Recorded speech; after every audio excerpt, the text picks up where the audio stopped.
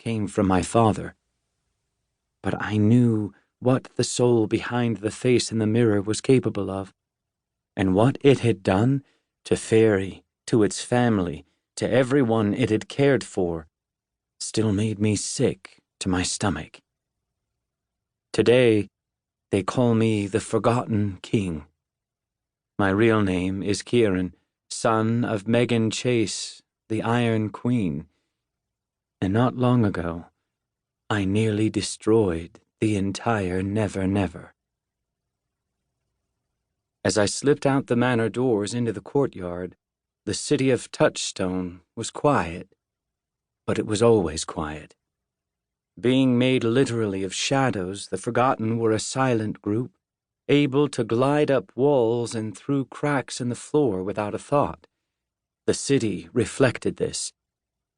When I was first establishing my court, I had attempted to make it brighter, to add some color and cheeriness to the landscape, but I had quickly realized that decision made the Forgotten uneasy.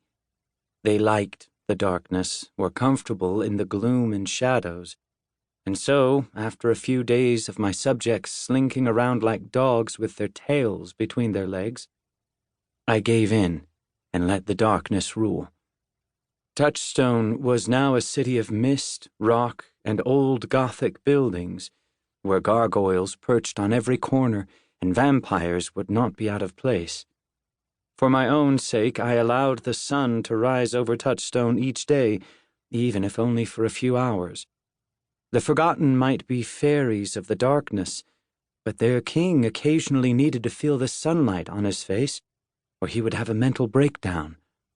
But the rest of the time, the city existed in perpetual night. The manor courtyard was empty as I walked across the cobblestones, my footsteps knocking eerily in the stillness. Overhead, the full moon peered down like a glowing silver eye. I reached the center of the courtyard and paused, gazing at a pile of rubble surrounded by a fence. These ruins, only a few stones, were what allowed the city of Touchstone to remain here and not fade into nothing. My court existed in a place called the Between, a void that separated Faery from the human world. You could find your way into the Between from either Faery or the mortal realm, but those who stumbled through the veil into this landscape of mist and nothingness often became lost and wandered forever.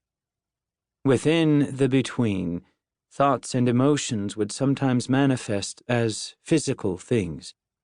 Anything could erupt around an individual, even whole towns, a representation of their emotional state of mind.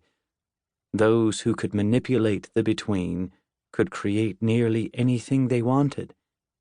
Unfortunately, or fortunately, depending on what came into being, these manifestations never lasted and would fade back into mist within hours, minutes, or seconds. But there was also something called an anchor, an entity that existed in both the mortal world and the Between. Anchors were exceedingly rare. Lost creatures could wander the mists for centuries without stumbling upon one. But if you could find an anchor in the Between, everything created around it would become permanent.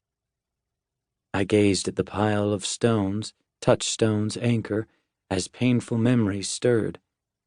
I was not the first to find this place. I wasn't even the first to build a world here.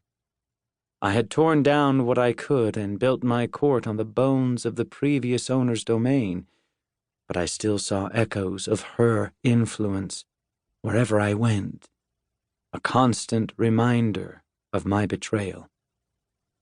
I shook myself, veering from that train of thought before it consumed me. Now was not the time to dwell. I had somewhere to be, and I did not want to be late. Spinning from the anchor, I walked across the courtyard until I found a place where the veil was thin. Calling on my magic, I reached into the veil and parted it like a curtain. Reality shimmered and warped around my hand, and sunlight blossomed through the crack, making me squint and turn away, even though I'd been expecting it.